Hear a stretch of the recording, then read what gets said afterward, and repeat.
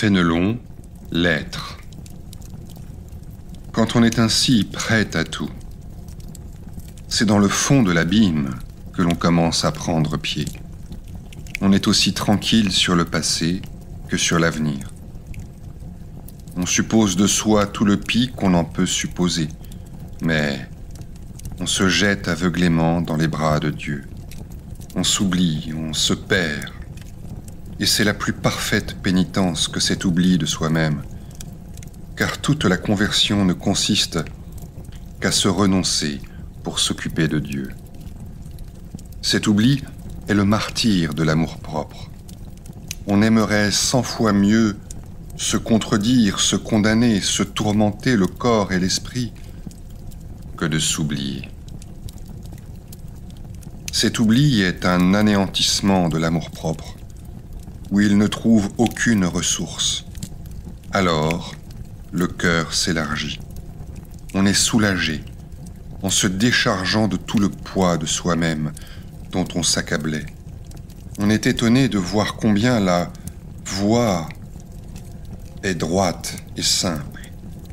On croyait qu'il fallait une contention perpétuelle et toujours quelque nouvelle action sans relâche. Au contraire, on aperçoit qu'il y a peu à faire. Qui vous tendra la main pour sortir du bourbier? Sera-ce vous?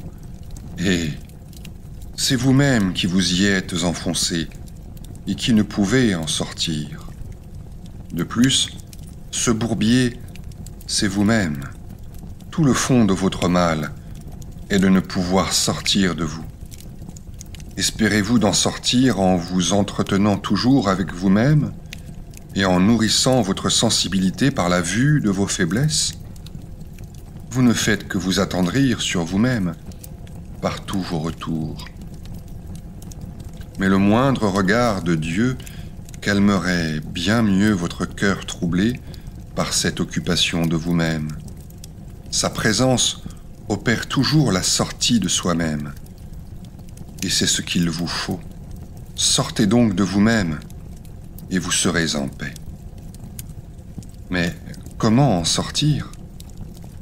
Il ne faut que se tourner doucement du côté de Dieu et en former peu à peu l'habitude par la fidélité à y revenir toutes les fois qu'on s'aperçoit de sa distraction.